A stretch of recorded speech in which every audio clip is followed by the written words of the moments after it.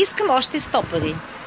Под крака да запали жаждата за слава, лов, на едра дивеча зов, поетичен да отправя, мъката си да удавя. Че не мога хич да пея и да свиря. Ако пнея много работа да свърша, може ще ти да довърша. Искам музика и песни. Тъй ви лъжа.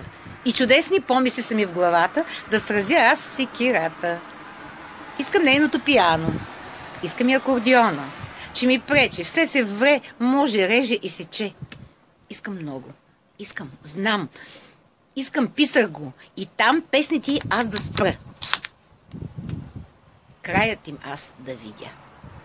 Да секне нейният гласец. Искам го. Но кой там казва ядец? Мои стихове. Защото злобееш. Защото завиждаш.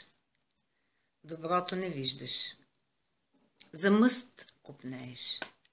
Интриганстваш, безнееш.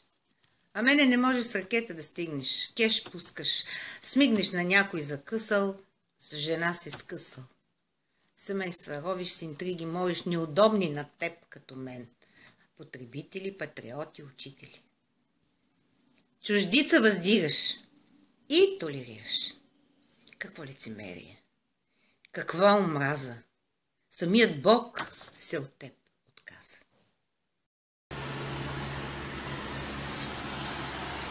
Мои стихове. И сутрин, вечер да се молим, Господ право съди. Ще отсъди. Той чува праведните. Интересчиите спира. Тези на парите роби.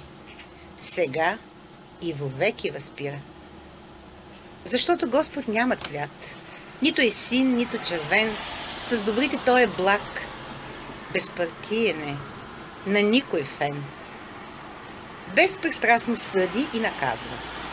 Най-много този, който се подмазва, който лъже и с интрига пара изкарва. Стига. Стига вече. Укроти се, дявол, бяс, в сърце чуждо спри се.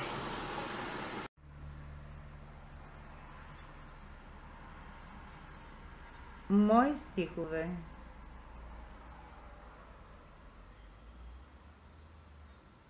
Когато слънцето изгрее,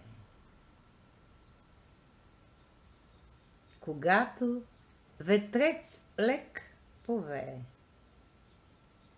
когато птица в небето кръжи и топли ми сърцето, душата моя, чиста, блага, мисълта ми тече, бяга от проблеми ежедневни и за мене непотребни, защото жива съм.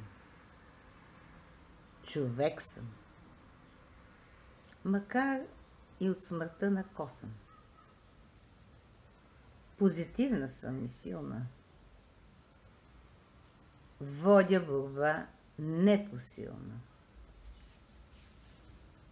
Но знам, че аз ще победя злите сили. В изгрева на моето слънце с топлина ще ме залее то с доброта.